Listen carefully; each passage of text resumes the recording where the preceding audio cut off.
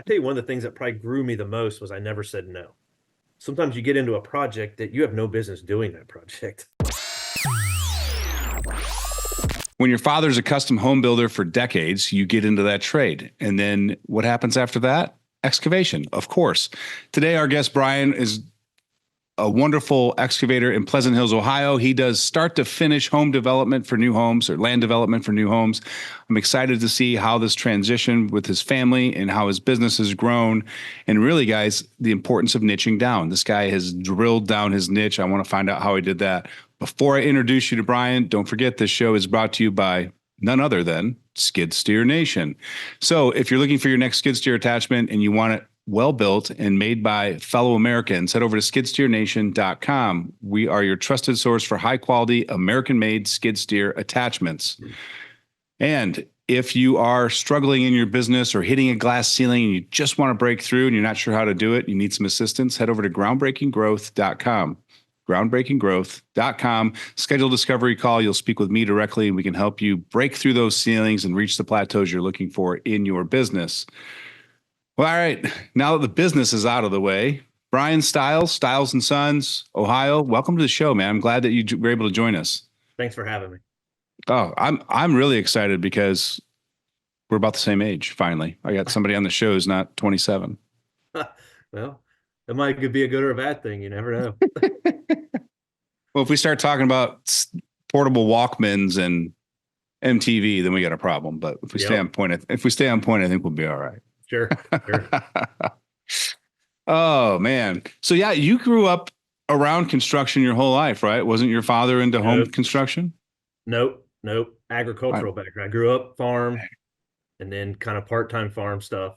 So I guess, the whole country boy perspective was my background. Okay.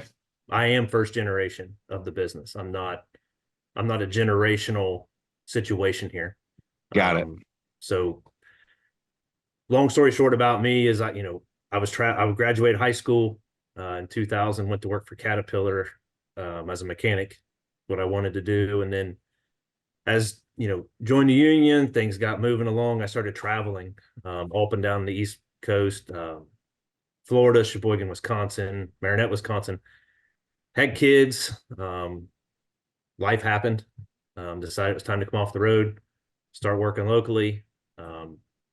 Was doing a side job for one of our friend farms. And he's like, well, why aren't you working for me? And I was like, well, why haven't you hired me? So that kind of started that path there. And then a lot of the things we were doing in the off season, we were doing drainage work, we were doing clearing, excavating stuff. It got to the point once I had two sons that it's like, I need some control of my schedule. So my wife kind of wasn't 100% on board, but I convinced her. So I decided I wanted to have a little control of my schedule. It's a big misconception of people when they start their business, like, oh, I'll have all the off time I want. Like I said, like I told you earlier, we've been on vacation in Myrtle Beach and I work 2 of the 5 days. Phone calls, emails, whatever. So, if I have the ability to now to say, well, the boys got a ball game at 2:00 this afternoon, I'm leaving at 2:00. I'll catch up with you guys after a bit. And, I'll return to the job sometimes that day, or I'll go spend the rest of the day in the office. So that's kind of what brought me to this point, that I wanted some control of what was going on in my life. And, it's kind of the dream of everybody's be your own boss. Yeah, I think a majority of people feel that way. I mean, I know a few people that want nothing to do with owning a business, and hey, that's okay. So I have a friend that he was a lineman for a local utility company, and he was talking about going out on his own. And he asked me, and I'm like, he's like, what do you think? I'm like, well, it's the best job and the worst job I've ever had. It's so true. And that just depends on the day, not the year. Oh, sure. The moment, really. The moment. So you can go from 0 to 100 in 30 seconds and something. Yeah. I don't know about you, Brian, but like I always joke and say I'm actually just the chief problem solver, because everybody below you just keeps pushing the problem up and you're the peak of the mountain. So you get all the problems. Yeah. Yeah. And that's what I told my wife. I solve problems. That's all I do. That's my job, is to solve the problems. And sometimes it's the right solution. Sometimes you learn from it, but as long as you learn from that mistake, and, hopefully the next time history doesn't repeat itself and you have the same exact thing again. So, yeah. Yeah, because you got customers problems, you got employee problems, you got subcontractor problems, you got supply chain problems, you Sure. got vendor I mean, it's just You're a fireman, but not yeah, fireball. No. yeah. No. Ah, I could chat about that for the whole hour myself, but I think that's way redundant. So everyone Yeah. out there is shaking their head going, that's exactly what I do all day. Like Yeah. Yeah. And the stress ah, level of it is, a lot of people on the outside and even your employees don't see what goes on behind the scenes. When you're fielding phone calls at 9:30, 10 o'clock at night, and, yeah. you know, I'm really driven. And a lot of people that are in this business tell me, like, you got to shut it off. Well, my thing is, that could be the next big phone call. That could be the next six-figure job that you didn't answer that phone call and they called the next guy, he answered. So my wife Yeah, is pretty educated in the fact that I don't shut the phone off. well, and rightfully so, but I also see your point too. And if you're wired that way, why change? Like if it's not an inconvenience and you've got to talk yourself into taking that call, then what's wrong with that? Well, and I take it pretty serious too that, I have five full-time guys and three part-time guys. And I view it as, we're feeding eight families. Yeah. So I take a lot of responsibility and pride in the fact that, families are eating based upon what I'm doing. Hmm. I'll never forget, man. I was 26 years old. I'd owned my first business for a year.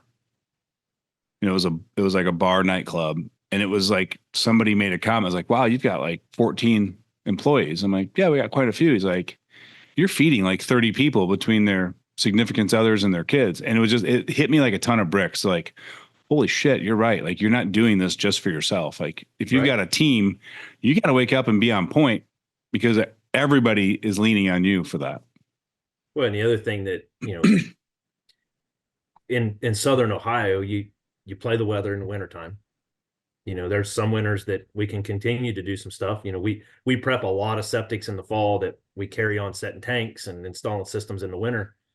And a lot of that is, yeah, it sucks to work in the winter, but I want to keep that work there to keep my guys working. Yeah. Because back in my union days, guys would get laid off, well, they wouldn't come back.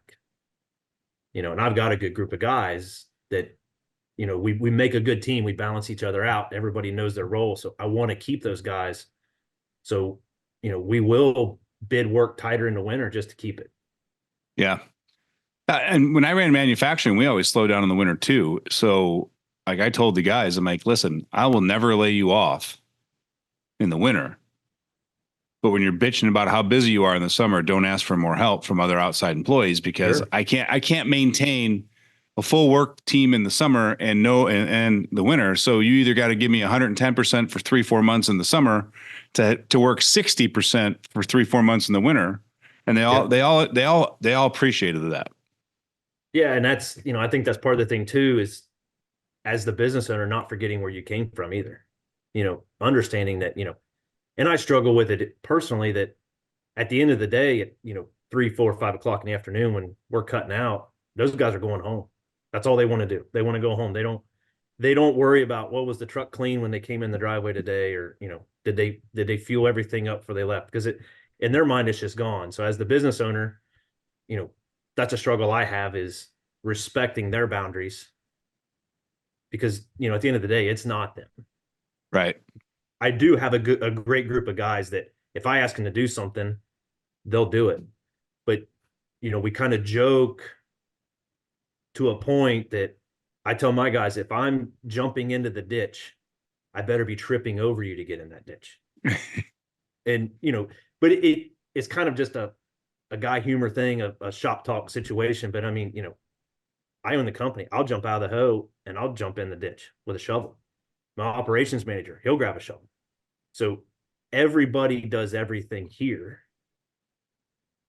But back to the whole wintertime work, we also do snow removal, which everybody hates. I hate it. Logistically, it's a terrible situation for us because we may be on a dirt job 30 miles from the house, cutting a driveway in or digging a basement or whatever. They call for snow tonight, and we're going and loading everything up, relocating it, and it never snows. Yeah. But it's that whole thing of, if we can make a little money at snow and squirrel that back when the spring rains hit, I might be able to pay the guys for a whole week to sit here and clean equipment, or, to keep them working. Hmm. So almost all of our snow money goes into a stash, and we pull from that to keep in the slow months that to keep the guys working, keep paychecks going. Yeah, and sometimes you just got to do jobs you don't like doing, and snow No, removal yeah, is definitely one of those. You know, you're in a different category with having so many different employees, but even the guys that are solopreneurs, I was like, don't go out and find snow customers. Just become a subcontractor for a company that's already doing it. And you yeah, don't have to deal with customers, billing, and any of that stuff, but you can still go out and make whatever rate per hour. And sure, maybe it's not your dirt rate. And maybe, by the time you pay your expenses, you're only making $30 an hour, yeah, but it's winter and you have no work. So it at least keeps cash flowing through the business. yeah. And that, I mean, that's the big thing is my wife's big on saving, and she tries to stash money back. We know what it cost us to run, and when we roll into the winter, we like to try to. Don't always work out that way, but we like to have that money sitting there. That if we didn't work for 2 months, everything's still paid. You Right. know, so it's snow is not a fun game. I know guys that's all they do, but if it were up to me, we wouldn't do any snow. But you kind of got to take the good with the bad, like you said. Yeah. I'm going to assume that there's a large majority of our listeners, excuse me, that are 1 to 10 steps behind you in their business journey. So I would really like to just kind of go back to like, hey, you started doing some side work. You start Styles and Sons. Yep, Like at that point, you're a one man show, I assume. yep. I Like, was pretty much a one man show. I started with a 50 horsepower loader tractor. like how do we go from that day to where we're sitting in the chair today? As much as you hate to say it, luck. Yeah. And doing what you say you're going to do and doing it properly. Yeah. You know, I, that's how I've grown. We have a Facebook page, but we don't run Google ads. We don't run marketplace posts. It's our reputation. And I guess that's the biggest thing to a new person coming in is under promise, over deliver. yeah. I read this and I was like, man, this is so good. I want to actually read it during the podcast. But when I was looking at your social media sites, something that stuck out to me was you had a lady give you a review on Facebook, and I just want to read her review. Her name was Jessica. It said, throughout our entire home building experience, Stiles and Sons has been nothing short of amazing. Brian and his team killed it on this one. From the 450-foot long driveway, the septic installation, the cistern install, trenching the electrical run, the sump pump line trenching, and install building a drainage swale and culvert, and final grading. He and his team have been very busy. World's biggest understatement. We are so in love with the finished products and cannot thank them enough for walking us through this process and always having our back, in parentheses, the clients. Definitely your guys for any land management needs, hands down. I mean, that was an amazing review. It's like she felt like you were her team member, not her contractor. And I Yep. think that's kind of what you were saying about do what you say you're going to do. So one of the things we pride ourselves on is we don't work for a builder. We do no builder work. Um, we get involved with the builders strictly through the client. If a lot of people come to us because they need a septic. Well, then as in that discussion, it's yeah, we can put your septic in, but who's doing your driveway? Who's doing your clearing? Who's doing your utilities? So when we start that journey with them, I like to take that whole project, everything outside of the home on, um, to where I do have control to a point of when the septic's going in, et cetera. But I also, with not working for the builder, if I see a problem that the builder has done, I can tell the homeowner. If I'm contracted through the builder, I can't say anything. So it's kind of a moral thing for me that, you know, we've done some jobs for friends that I've seen some things on the builder's side that I said something and the builder called me and, cussed me out, told me I just need to stay the F away. Long story short, Jessica's home was built by that same builder after that builder cussed me out. Ah, So it's kind of funny how that all circles back that, we do a lot of houses that's referrals from that guy now. But it's all based upon that, we show up and we do what we say we're going to do and we do it right. We're not cutting corners. If we've underbid the job, that's our fault. Right. It's not the customer's fault. Now, granted, you have situations that come up like you're digging an electric trench and you dig up a car, which has happened. Scope of work changes. Sure. Yeah. But if, we bid a driveway at, 200 tons of stone and we go over by 50 tons, that's our fault. We don't believe in change orders because it's to me, it's a transparency, honesty issue. Right. Now shit happens and that becomes a different situation, but you know, And you've been doing this a long time, Brian. Like, I feel like to the younger guys that are out there that are freaked out about having that 50-ton overage that they got to pay out of pocket, how often does it actually happen to you that you're off by a marginal enough of a margin that you remember that you were off? very rarely. Right. Now every now and then we'll run into some real soft spots. We just did a driveway that we were over 200 tons, but that was discussed with the client in the beginning. Like, you're putting your driveway through the middle of this field. We know there's going to be some soft spots, but I can't account for what's there until we encounter that. So our rule is that we would always, and we tell everybody when we write a bid, we will estimate higher than what we think, and your bill is almost always lower. Because I will say in our bids, we've allotted X amount of tonnage for stone Right. or X amount of footage of pipe. We'll take it off. It's the right thing to do, Right. or No, we'll especially apply a credit. materials. Yeah. Yeah. Because it's, you can't account for everything in your bid. If you did, your bid would be 10 pages long and it'd take you 3 weeks to write it. Right. And then you'd be so expensive that nobody'd ever give you a second look.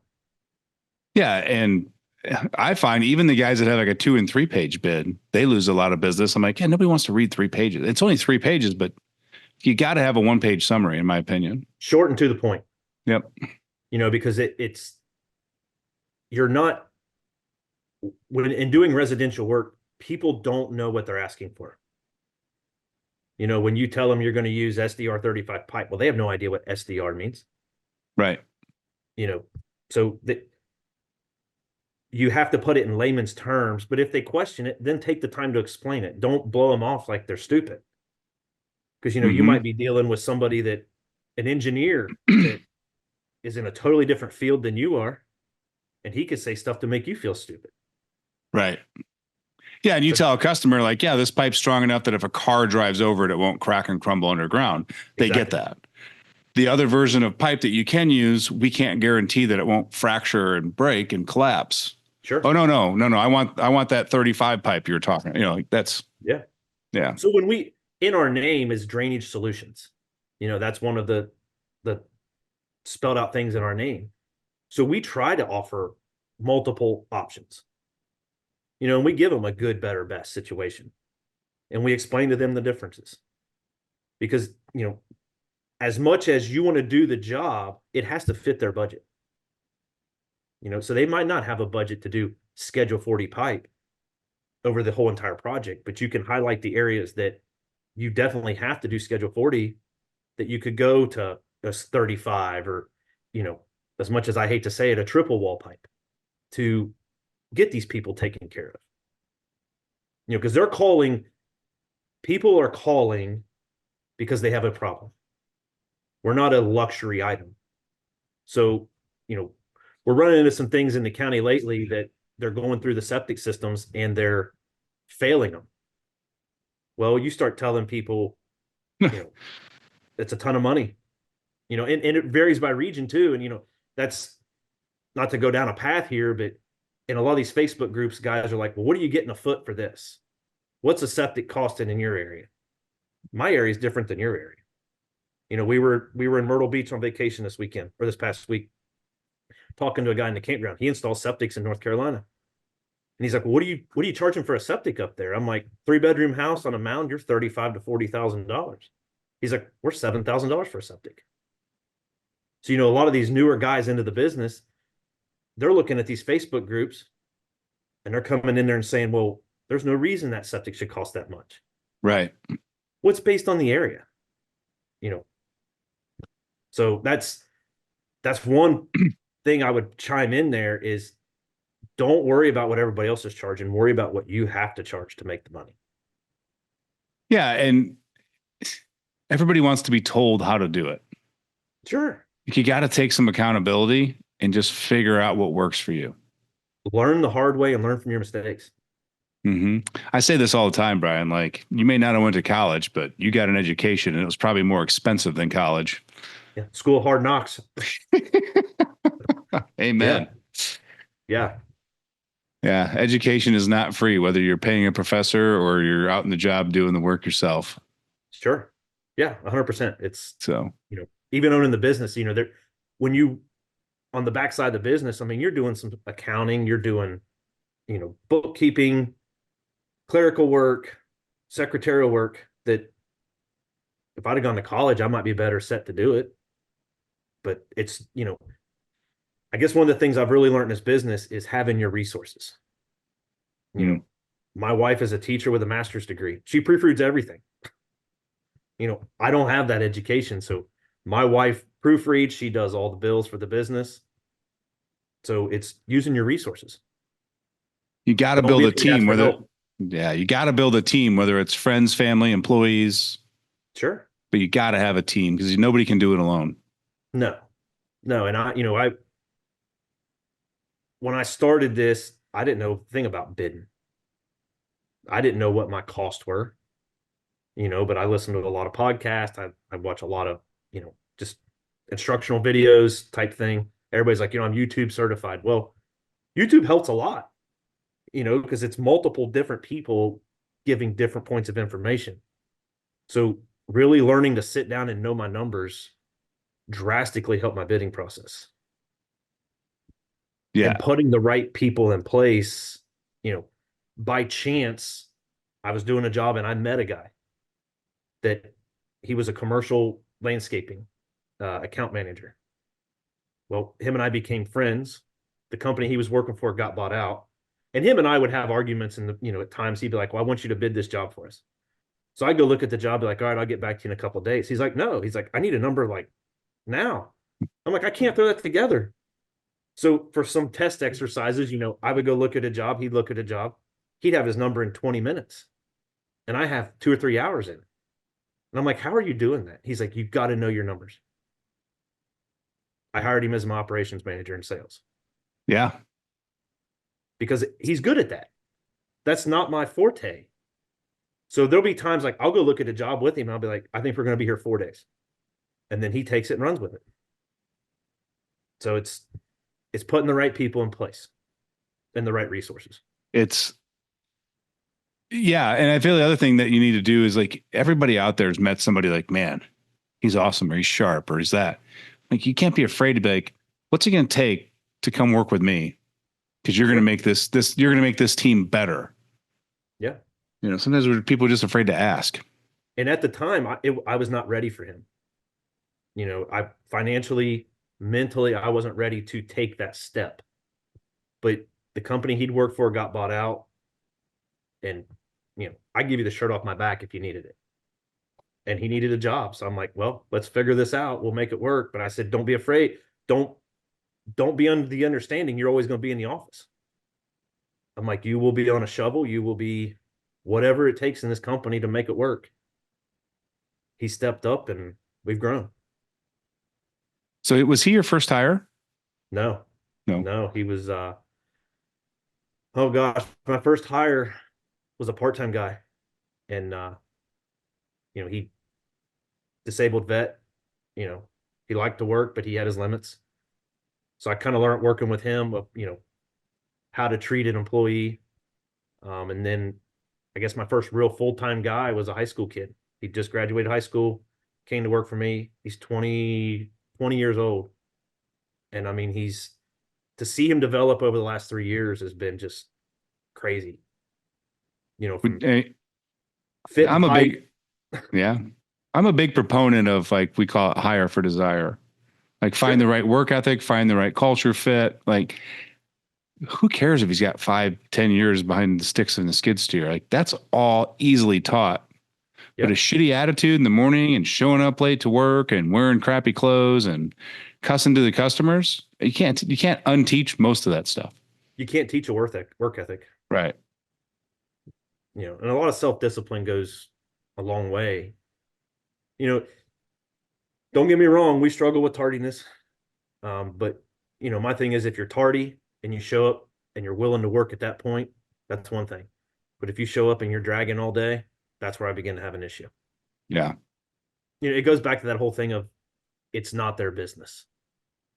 You know, a friend in the excavating, a competitor that I'm really good friends with told me, he's like, there's no replacement for you. And I just have to keep remembering that. Yeah. And you have to lower your expectations because they're never going to meet the expectations of the owner. To a point, you can't lower your expectations of quality. No, but they're never going to match the way you would do Sure. things. Sure. And I may be able to do things faster but I also realize that, just because this is the way I would do it, if the end result and the end quality is the same, does it really matter how they get there? It doesn't, man. Because at that point you're micromanaging, Yeah, I had to learn that the hard way. and I struggle too with, well, that's not how I'd have done it. And I got to always take a step back and realize that, you know, my operations manager gets the brunt of everything that I say. Him and I'll sit here in the office and we'll argue, but we go out there in the field and it gets done. That's a key to a successful business is having that tight inner circle, whether it be employees or whatever, that you can have those hard conversations and you can speak your opinion and nothing carries weight after you leave that room. Yeah. Yeah. I mean, it's a mutual respect. Yeah. They have to respect where you come from and you have to respect what drives them. Yeah. It's not always money. No. No, we had a shop manager and like he'd always be the first one to go, I knew that wouldn't work. I don't know why you did it that way. And I'm like, well, where were you saying that wouldn't work when we had the meeting on how we're going to do it? Yeah. You were sitting right there, but you didn't speak. Well, a lot of the small things go a long way with guys. My policy is that if you have a job you want to do at your house and there's a piece of equipment sitting here and we're not using on a job, take it. You're having vehicle problems and we got an extra truck at the yard, drive it till you get yours figured out. Right. Because you need them at work. Yeah. And you're right. They've done studies that show you get, it's like 10 to 14 days of improvement work ethic from a raise. And then they go right back to the same level of work they were at before the raise. Well, and the big thing is don't be an asshole. Respect people, treat the people the way that work for you the way you want to be treated. Mm-hmm. That's why I'm not afraid to get in the ditch. I won't ask my guys to do anything I wouldn't do. Right. A dreaded job we all have is we tried not to do septic repair, but it happens. But I have no problem going out there with them on it. I'm not too good for that. Right. I know I've seen stories on Facebook of the owners never leave the office. So it's like, how do you build that relationship with your guys? I know not everybody that listens to this podcast has employees, but at some point you could grow to that point. And that has been a big struggle for me and my wife, dealing with the employees, not say dealing, managing them properly, to have mutual respect of boundaries, incentivize, grow with them. Because that's the thing. If they don't want to grow with me, I'm never going to grow. Right. Does that make sense? And absolutely. So I worked with a guy in Idaho and he had 8 guys at the time. He's up to like 22 now. But I was like, why don't you have a financial planner come in and just talk to him about the value of retirement savings, Roth IRAs, how much a little bit a week can compound over 30 years. He's like, yeah, but I can't do a 401k match. And I'm like, I never said to do that. Just educate them on a topic that they're either afraid of, ignorant of, or never spent any time in. Sure. And then figure out some other areas of that because you can make them better people. They associate that improvement to you and they're going to give you more effort, more work, more quality on the job site. Yeah. I mean, everything I've learned in my life is because someone gave me the opportunity. Mm-hmm. CDLs is a big thing for us right now. We have 4 guys that have CDLs and we need everybody else to have them. They're not cheap either. No, no. And I've told my guys, the other side of it is everybody's got to have skin in the game. That on the CDL side, it's if you boys go get your CDLs and you give me a year of service, I will write you a check back for everything you spent on your CDLs. But I don't want to write that check in the beginning and they get their CDL and they leave. Right. So you got to kind of have some skin in the game. What's a CDL in Ohio? How much? If you do the classes, I figured it up. If I paid the employee to go to the class, which I feel is right because Yeah. they're doing it for me. By the time you pay the class, pay the employee to go, and the testing, you're pushing almost $10,000. 10. I was thinking it was going to be about 8. So you're even, yeah. Yeah, it's 160 hours. Oh man. Because the problem we run into is they have to I want my guys all to be tractor trailer certified. Manual transmissions with fifth wheel trailers, because then it's unlimited what I can purchase. Right. If they're stuck to a pendle hitch and an automatic, well, that kind of narrows the window of what they can drive. Right. So it's making the best use of your resource, I guess.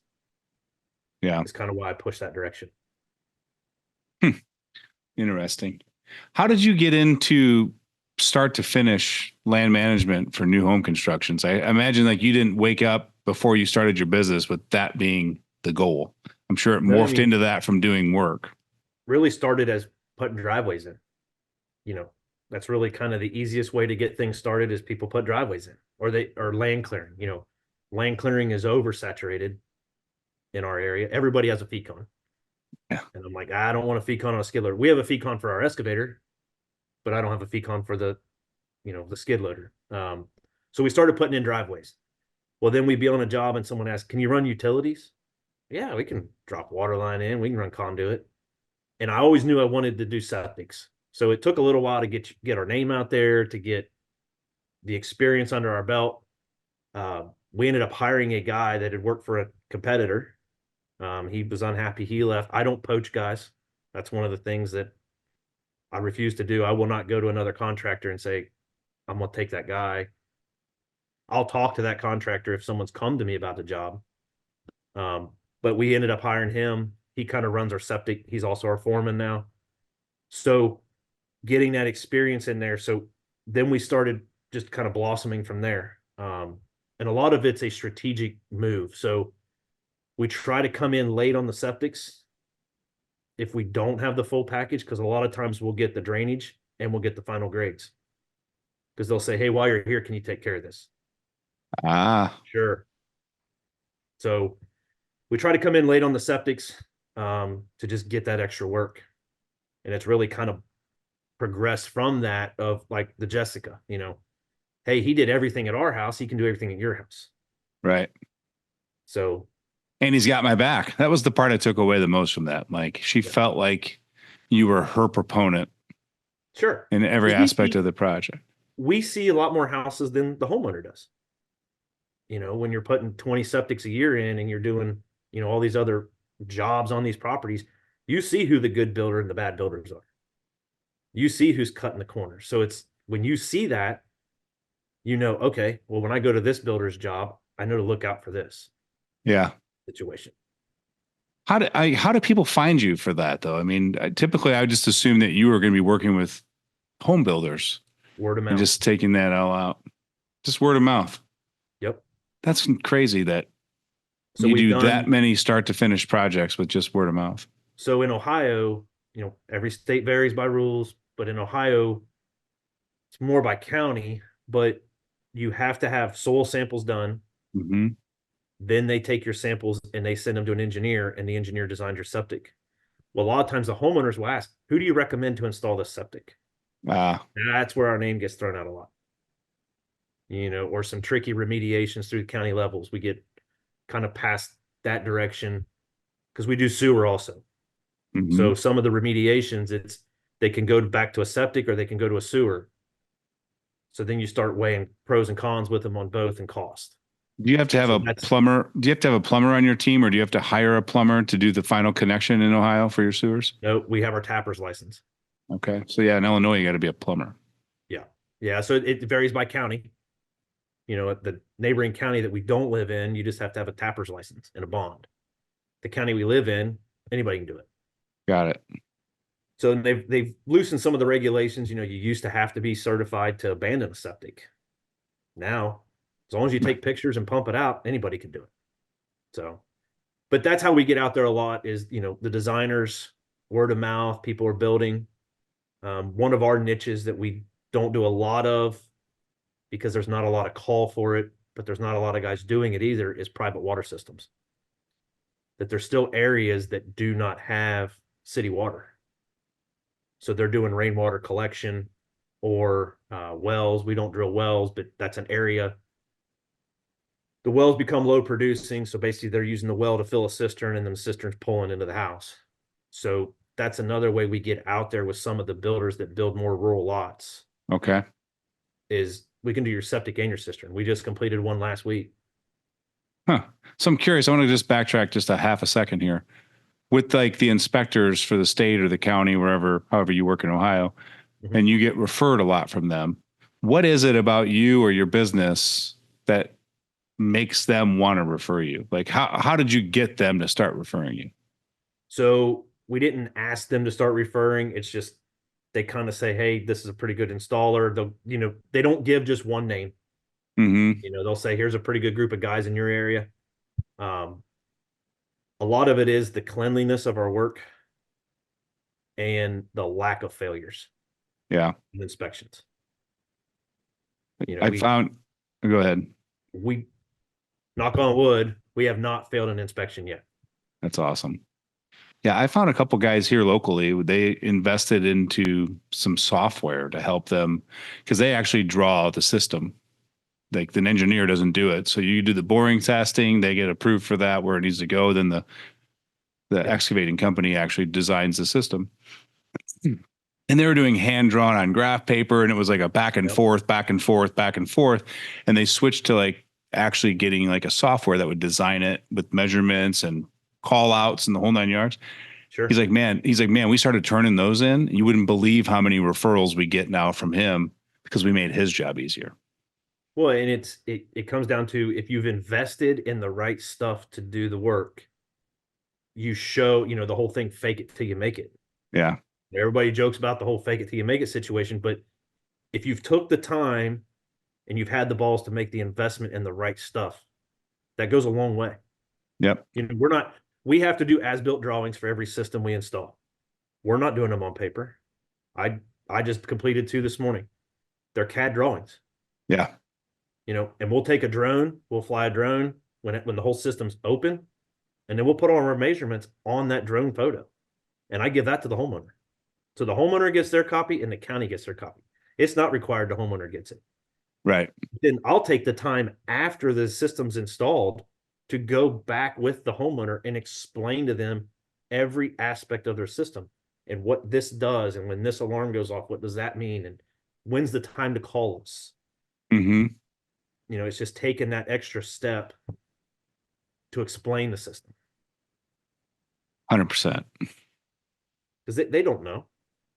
Nor should they. People that move out here from sewer, that whatever they send down their toilet it goes away.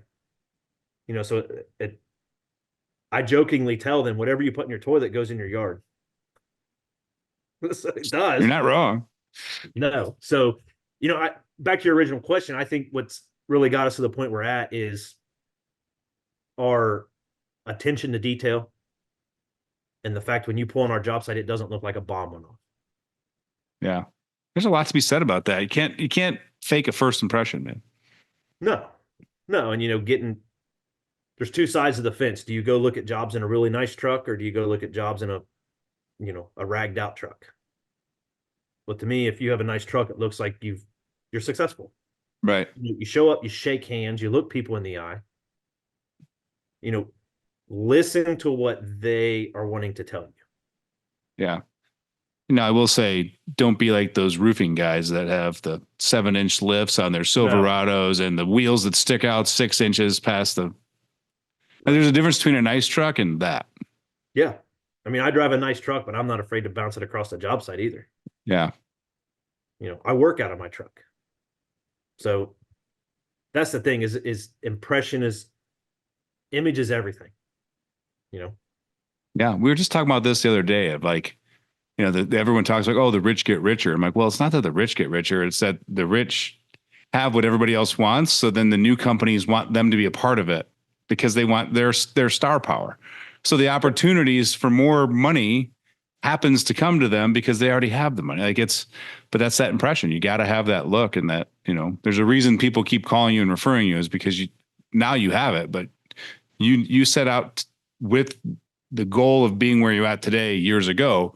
And you said, damn it, we're going to have nice prints. We're going to keep a clean job site. We're going to talk to customers this way. I don't care if it costs us an extra 4 hours on the job site. We're cleaning up after every day. And it's that attention to details, why you're able to raise your level. What everything we have is decaled. Every truck we have is decaled. We have an enclosed trailer that we pull, we'll put a whole entire septic system in that trailer. I mean, obviously minus the tanks, but it's decaled. It's a rolling billboard. And a lot of people always make the comment like, man, you guys have some really nice trucks. We see your trucks everywhere. We have 5 trucks. That's Yeah. all. Our Peterbilt dump truck, the whole entire bed side of that truck has Stiles and Sons on the side of it. It's really noticeable when at first people's like, oh, you shouldn't decal anything. But I'm like, no, that's how I get my name No, out there. you decal everything. Yeah. So it's decaled. Mm-hmm. And everything looks nice. It's not, it's fenders aren't beat in on trucks, and you're not driving down the road with broken leaf springs all lean to the side. But it takes discipline to keep it that way also. Would you say that that's just the key to life in general? You either have it or you don't. That is the key to life. Do you have the ability to get up out of bed and have drive every day? Sure. That's a key. You should hear everybody talk about it, especially it's like a big buzzword right now. But if you show up every day, you're Yeah. ahead of 96% of the people you're fighting against. Yeah. 100%. And then we're not talking about what level you show up at, just show up. Get out of bed. Yeah. Set an alarm. Get yourself up. Like, what do you do on the 3 rainy days in a row? Yeah. Like, do you show up, do any work at all? Or do you say, yeah, I'll wait until it dries out? Like, there's a lot of work, Brian, there's a ton of work that you can get caught up on or ahead on that doesn't require you to be in equipment. Well, and multi-purpose, multitasking people, we have a mechanic in our shop. We run almost all new equipment, but there's always something. But that mechanic also doubles as a drag driver. Mm-hmm. He'll run the drag for us. He'll run the dump truck. He'll jump in a hoe if we need him to. But rain days, he knows he's in the shop. And there's a lot of times I'll pull a guy in from the field to help him if it's a bigger job or whatever. But a lot of it is just general maintenance. Yeah. That 15 minutes a day, which we don't always do. And I lack in it myself also, is that 15 minutes to just sweep the cab out of a machine. When you're sitting in that machine and the floorboard's full of mud versus sitting in there and it's a nice swept out floor, it's the whole feeling you get. You feel better. Sure. Yeah. You're not breathing dust every time you got the AC blower on. Yeah. But it comes back to discipline and staying on task. That's the other thing that I struggle with some of the guys is phones. You're not alone. No, I'm not. Everybody I talk to deals with it, and yeah. So back to that guy in Idaho, that was when we were working together and I was helping him go through these stages. Like, he had one guy that was a big problem on the phone. And I'm like, listen, you can attack him and you can yell at him and you can threaten this and you can do all that. It's just going to go in one ear, out the other. So go up there and ask him questions. So he went up to him. He was like, hey, is this a family emergency? He's like, no. He's like, your kids are fine at school? He's like, yeah. And he's like, do you think it's fair to the 5 other guys that are out there sweating on that fence row that you're over here on a non-emergency while they're sweating? Do you think they appreciate that? And he's like, no. And he put it away and off. I mean, he was gone, right? Like, you got to make them feel that pain. You can't just reprimand them like it's a 3-year-old child. Sure. Because you're not going to get anywhere. No. I have a 4-year-old upstairs, so it's, yeah. I know what it's like to in one ear and out the other, and all they do is shut down. Yeah. He said his productivity increased substantially when he started managing with questions instead of statements. Yeah. And one of the things I've learned as far as the management of people go is listen to their ideas Mm-hmm. and sometimes let them run with their idea. Because they got to fail if it's not too big of a failure. They got to fail, or, they may have done it a different way, the same exact scenario. They may have done it a different way and ended up with a better result because I don't Yeah. know everything, Right. so asking questions to your guys, you learn as much. I mean, I know it's about the phone thing, but when you ask questions to your guys, you might learn something from them. Yeah. We also implemented where his lead would actually tell him how he was going to lay out and design the day and the week. Because I'm like, Tyler, one, you're engaging him and he has to think. And two, Yeah, every time he says something that's way out of order, you can now use it as a training moment for sure. him to understand why we do this drainage before we pour this concrete for the like whatever it was, right? Like you can get him, and he's like, man, 90 days later, he's like, I don't even have to do a walkthrough anymore. Kai's on it. Like he knows exactly the steps to The the project process. because yeah, he knows the process. Yeah. Yeah. I mean, that's my operations manager. He came from kind of a different background. So learning our way we do things, it's a different world for him. You know, when they would buy gravel, they'd buy it in a dump trailer. They wouldn't have 10 dump trucks lined up dumping stone all day and you're shoving it with a dozer as fast as you can shove it. Yeah. So learning why we do things in a certain pattern has been an adjustment for him. But he's Hmm. also brought ideas to the table that I've thought about. And I'm like, well, that is a better way to do it. Just having someone from the outside look in, and networking is a big thing that, I talk to other competitors, because you never know when you're going to need help. Right. I saw on your Facebook page that you tackled, I don't remember when this was, but you tackled a job with another excavator and you tagged him in it. And you said, we worked on this project together and 6 inches of rain in 48 hours. We had your headaches. Yeah. But That I was think, that was a job that I identified I didn't have the resources to complete alone. And I had the contact with that municipality. So I went to him and I'm like, hey, you want to team up on this job? I was like, you've got the bigger iron. At the time, I didn't have the big iron. I was like, you have the trucks, the guys, I have the guys, the labor. We knocked it out. I learned a lot from that job, but it's having your village of people that you can call on. Like, hey man, I've got a friend, he had the contract for the local municipal water company. And water leaks, I was just sending him all our water leaks that we get calls on. And then they would have a bigger water main break. Well, they would call us to help him. So it's just, the whole concept of everybody wants to keep their prices secretive within the neighborhood to it's me silly. is silly. Yeah. It's because, if I can charge this amount of money, if I'm getting this amount of money to do the job, why can't the next guy? Because then the next guy come in and he cuts it at 50%. Well, all that's doing is driving everybody else's prices down. Hmm. Or ask that guy, why are you charging this much? Because maybe I see something in this job that you don't see. Or maybe he doesn't know his numbers. Well, and that's a big thing. And, in the questionnaire, I talked about was, you know, that's the biggest thing I've learned in a business is you have to know your numbers. Because my overhead number is different than the guy I teamed up with to do that big job. Uh, and your overhead number is way different than the guy that's a solopreneur. Sure. And like, so you're at a massive scale to him, and yet you were a minuscule scale to the guy you partnered with. Like, so Sure. it's all relative to equipment, team, overhead. So, when everybody posts on their Facebook, what would you charge for this? It doesn't matter what I charge. I know what I have to make per hour to make money. Hmm. At the end of the day, you have to turn a profit or you won't be in business. And I think, in some of these groups I've been a part of, these guys are like, well, if you work Saturdays, you have 24 working days a month. Well, no, you don't. Our overhead numbers based off 16 working days a month in 10 months. They're like, yeah, but your number's high. I'm like, no, it's not, because I've got rain days. I've got days that we got to shut down for maintenance. And there's days in there that the guys can take off if they want. Right. The guys get paid vacation. So it's like that overhead is figured in there. But knowing to the minute what your time cost, you can't accurately bid a job if you don't know what your costs are. Yeah. They've recently taken it off the internet. I can't find it anymore, but Case used to have a total cost of ownership calculator where you could go in and you could put in the purchase price of your machine, the interest on the loan, how much you borrowed, average maintenance, employee. Like you could put all these numbers in. It would tell you how much that machine cost you by the hour, Yeah. depreciation, all of it. And we would run guys through that calculator and they were just like, holy shit, I had no idea my cost was that high. Yeah.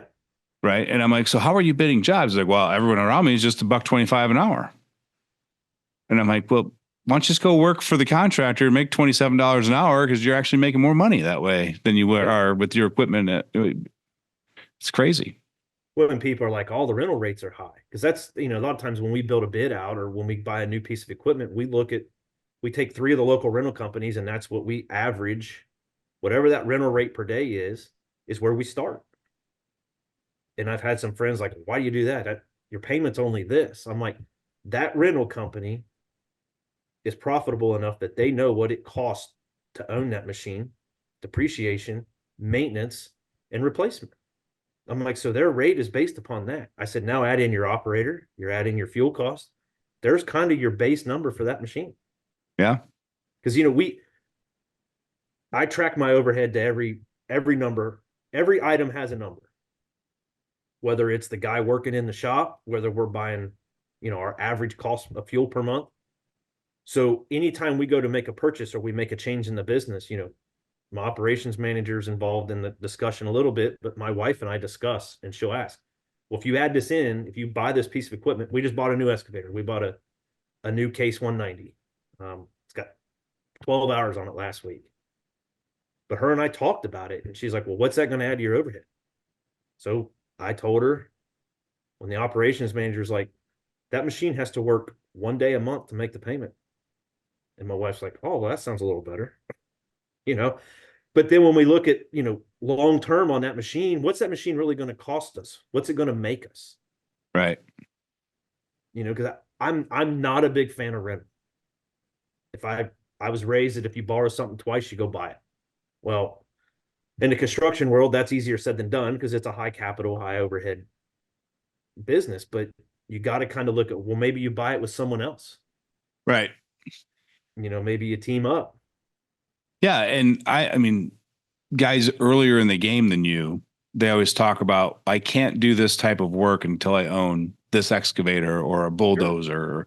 And I'm like, listen, if you feel that way, then go sell 5 of those jobs and then buy the equipment. But don't go buy, you don't need the equipment to go sell the service. We bought an old 320 last Mm-hmm. spring, the 1995 model. And I had 4 jobs sold for clearing that would have paid the rental cost for that machine was the same cost that if we would have rented the equipment, Yeah. we paid the same amount of money to buy that machine. On those 4 jobs. Right. Yeah. And we ended up using that machine all year. Like it probably made triple its money back. Mm-hmm. But it was that initial thinking through that, okay, where's my money going to benefit the best? Yeah. So yeah, when you say go out and sell, Harley brakes, skid steer attachments. I'm an attachment guy. I mean, we have 2 soil conditioners for 2 skid steers. Guys are like, well, I don't even own one. But I'm like, the versatility of that tool makes it up. And in the game of excavation, like 10K, big It's deal. nothing. Like we're not talking 160,000, Right. like the guy that wants to go drop 80 grand on a used bulldozer to build ponds. Well, do you have 4 ponds lined up for next year? Right. No, but I can't do ponds without a dozer. And I'm like, well, you can't do ponds with a dozer if you don't have them lined up. Sure. So do you want to spend 20 grand, 2,000 a month on the payment while it sits and rusts in the lot? Well, then, it's a balance too of at some point owning the piece of equipment's great. But if you don't have control of what's happening around you, owning that piece of equipment's pointless. Right. We were at the end of COVID, 22, 21-ish, septic tanks were 3 months out. So if you wanted the septic tank company to set your tank, you had to schedule it 3 months out. and we didn't have enough septics at that point going to say, I want a delivery every Wednesday. We had a competitor that he scheduled a tank set every Wednesday. Well, I got tired of it. That was another reason we bought the big excavators. We can set our own concrete tanks now. Right. Rain or shine, we can set tanks. We're not having to build a road to the hole. The other thing was gravel.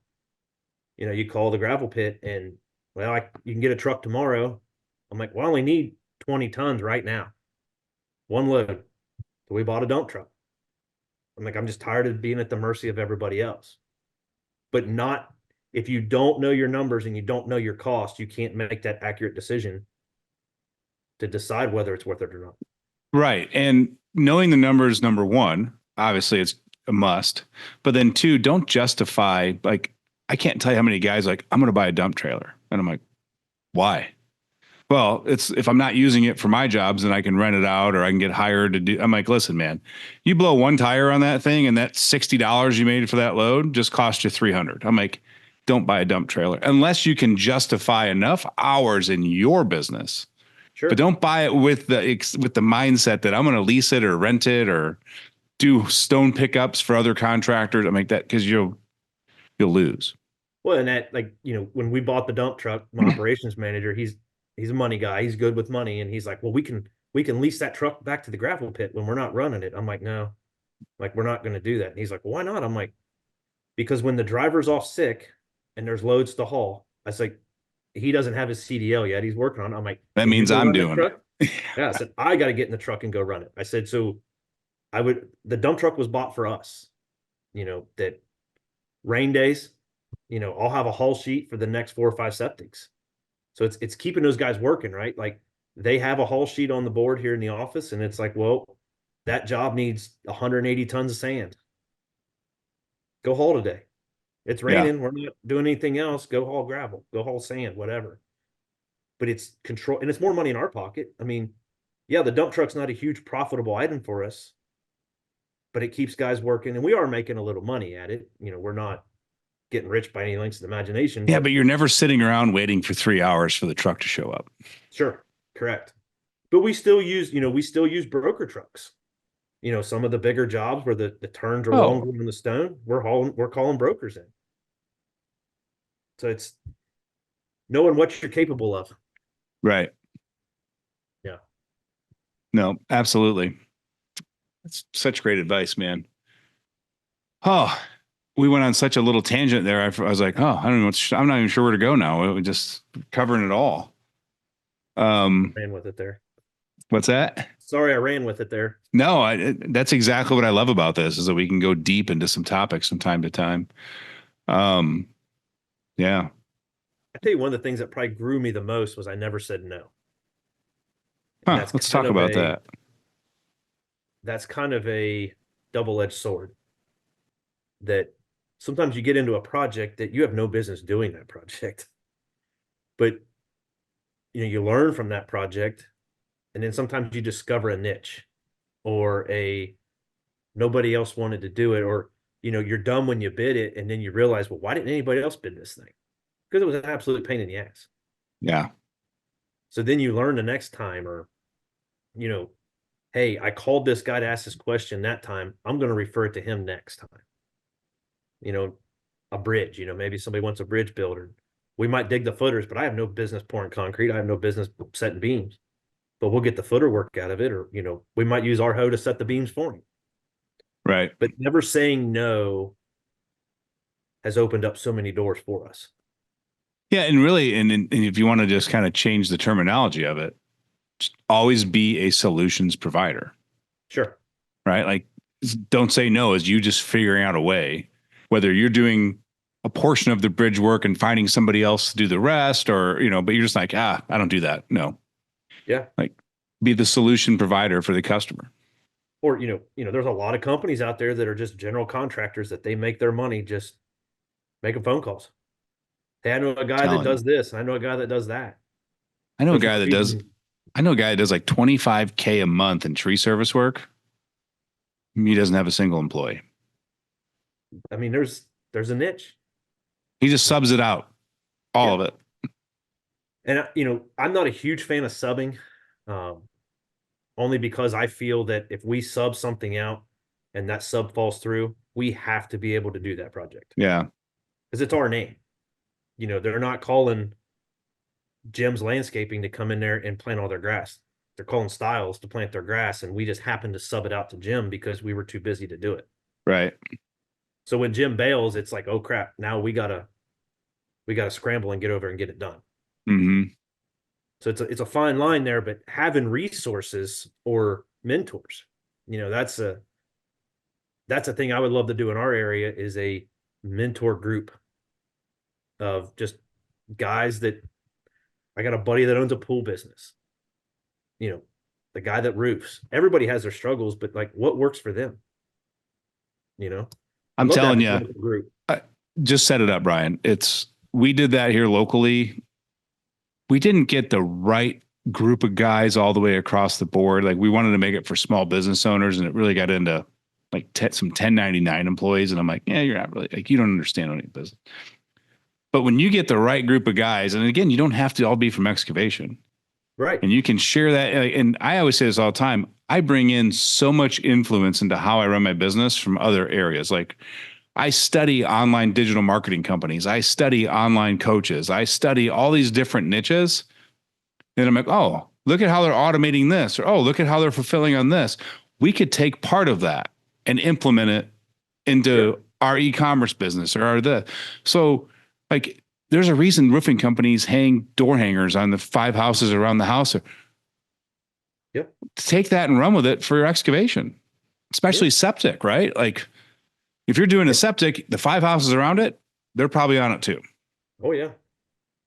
Yeah. It's just not having blinders on.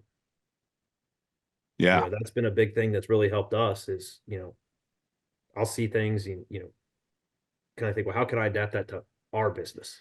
Right. We're Because the it's only not a ones in perfect the fit. area. Yeah, I mean, we're the only ones in our area that I know of running a purpose-built enclosed trailer for our septics. We have every fitting we need. You It's know, how many when hours were you spending running to the store or back to the shop or sure, yeah, when you pull in there, we'll go to the supply house and we'll pick everything up. mm-hmm. I send the material list to the supply house. They pull it. My guys pull in. They pick it up, and they have everything they need in that trailer. And that trailer does not leave the job till the job's done.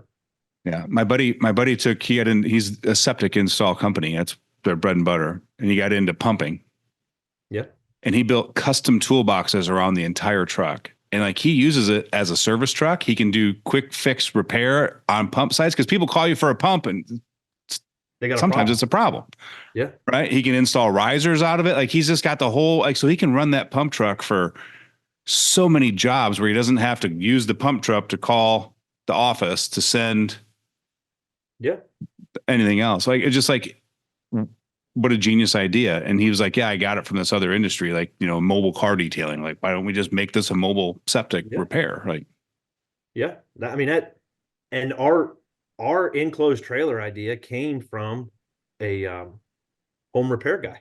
hmm. He had his table saws. He had all of his stuff he needed in there. You want to see efficiency, go find a dude that's been doing handyman work for 30 years and go look at his trailer. Cause that dude, he's got it dialed in. Yeah. So, and investing in the right stuff goes a long way too. If you're Yeah. buying, no offense to anybody that's doing it, but if you're buying Harbor Freight tools and Harbor Freight drills, you're going to spend more money in the long run on those. And if you just bought the name brand good stuff, we dumped Mm-hmm. everything and went all Milwaukee, but everything has its place too. Right. That's kind of back to the whole discipline thing. Knowing So, when stuff's missing. so funny story. My buddy did the same thing you did. He went straight Milwaukee and then they got a second crew with a second truck. And then that's when shit started missing. Yeah, because they lost theirs, so they're stealing the other guys. So what he did is he got rid of all the Milwaukee on the second truck and he put all DeWalt. He's like, so every truck he has, Milwaukee, DeWalt, Makita. He's like, nope, we're you got Yeah, your own stuff. We know when you're missing something, you can't steal it from another truck. yeah. I mean, it happens.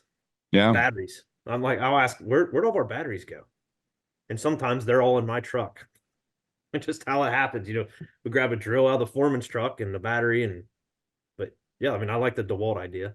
I'm not a DeWalt fan, but you know what I mean? It's Yeah, but he just took like, hey, we're going to go find some other top quality manufacturers of tools, and I'm going to outfit every truck with a different brand, so that way they can't say, well, that's my battery or that's my drill or my impact or dummy proof.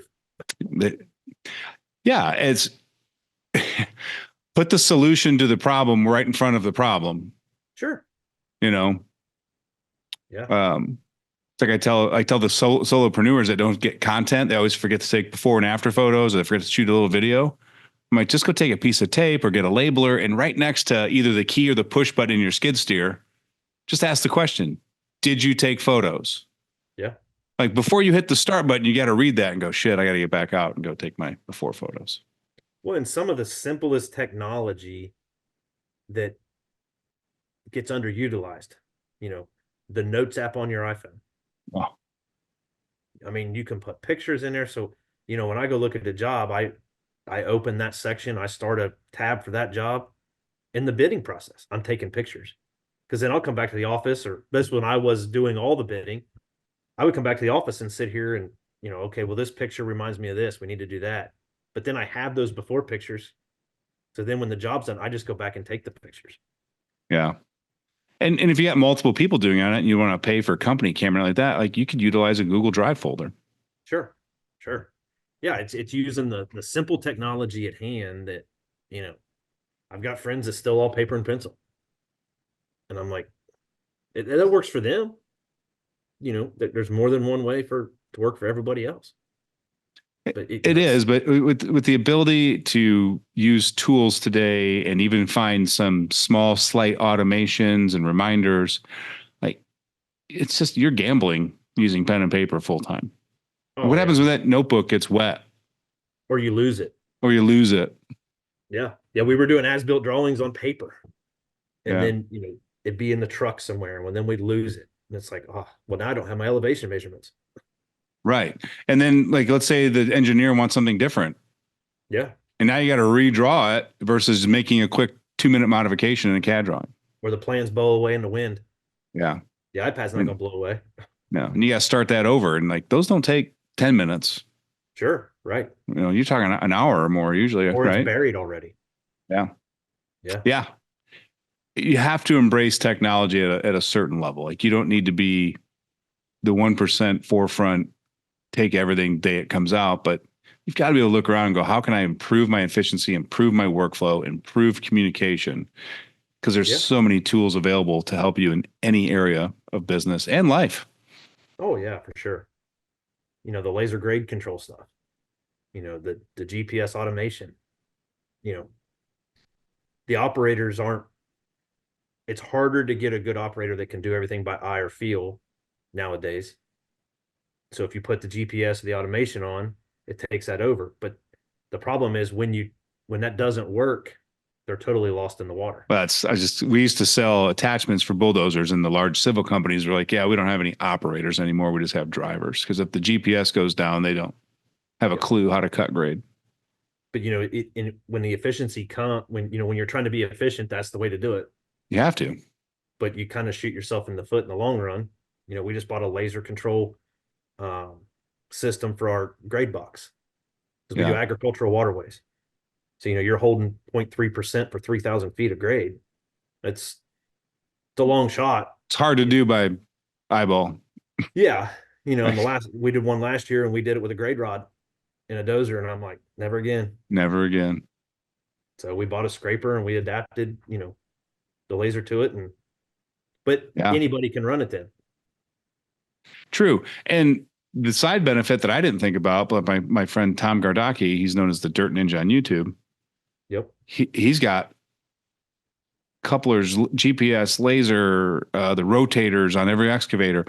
Mm-hmm. He goes, I can work, my one operator can work the speed of 2 to 2.5 operators. So I can keep a small, tight group team. He goes, and my retention is super high because nobody wants to leave my company and go work with old equipment. Well, to tail onto that is, we run iDig on our excavators. And people's like, man, that's an expense. I'm like, but the iDig never calls off. There's no work comp. Yeah, if I have There's a no grade social guy, security. Yeah. If I have a guy in the trench checking grade or, and he calls off, well, now somebody's got to switch to his spot. Where if you have the grade assist, it doesn't call off. He's, we interviewed a guy named Russell, and he sold I think it was a plumbing business. He had 30 employees, so he sold it for a very big number.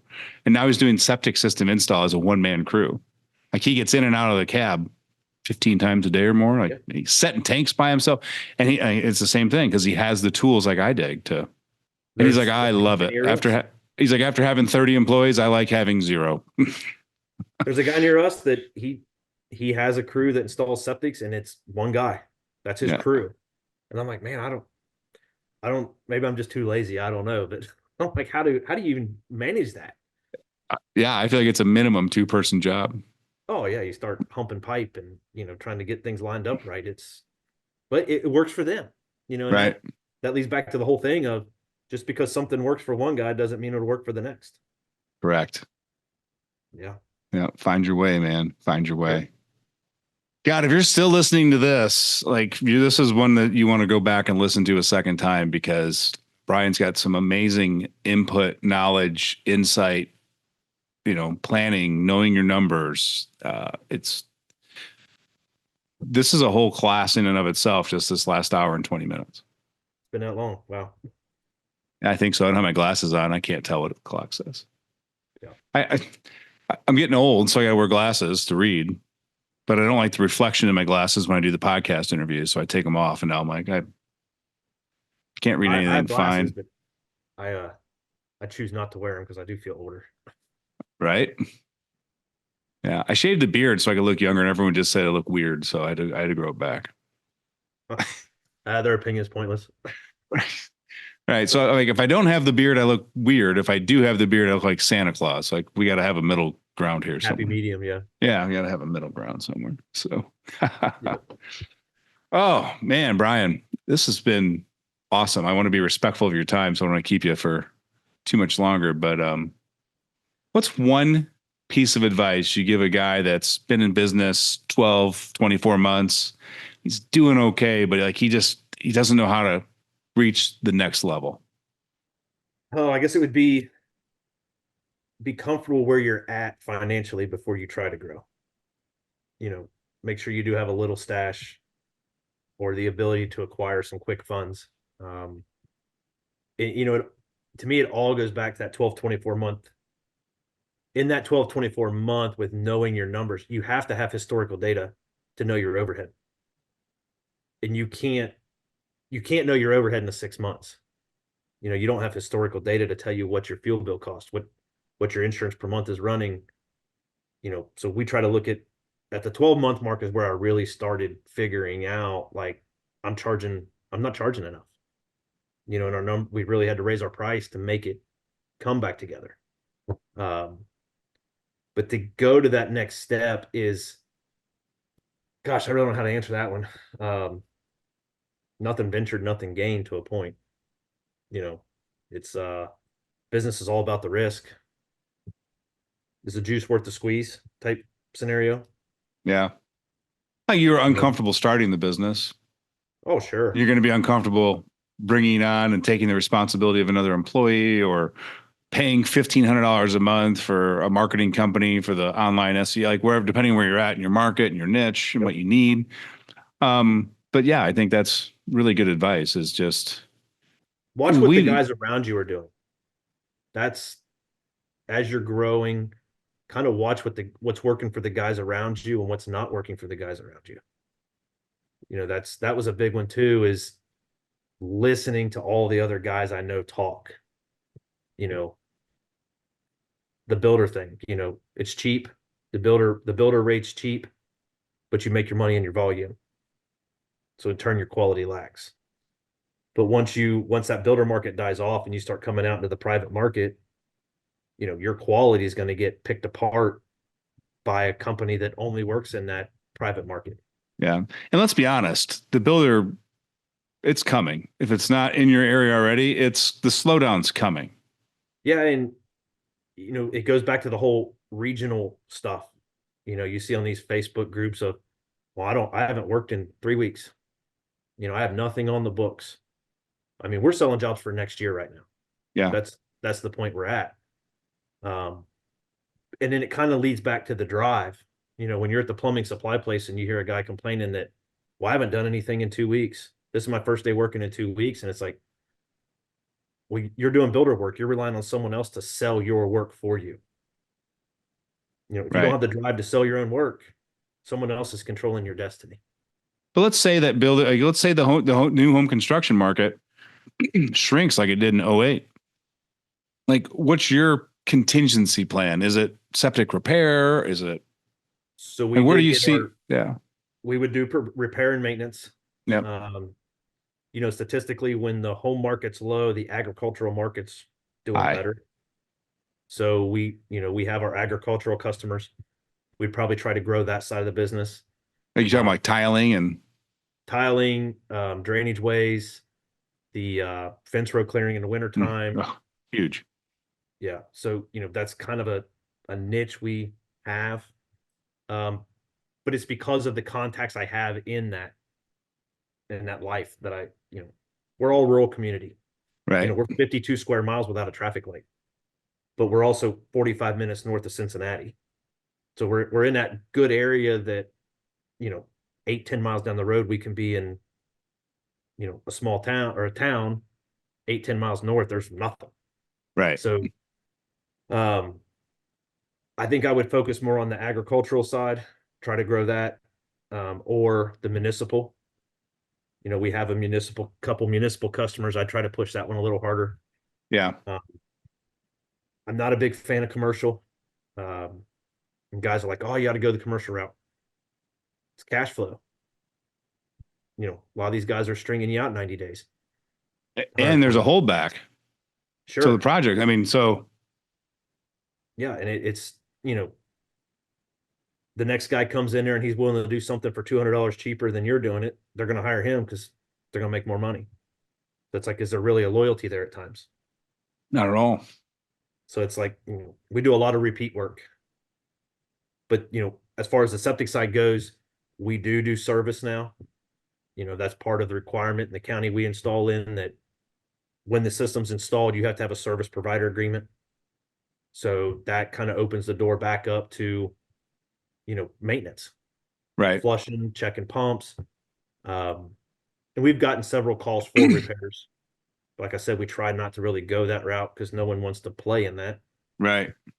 But tough times call for tough measures, right? I'd say if the recession, if there is some sort of a recession, which I mean, there always is, whether it's in the next 36 months or 7 years, 10 years, like there, Sure. it's like you can look historically, one's coming.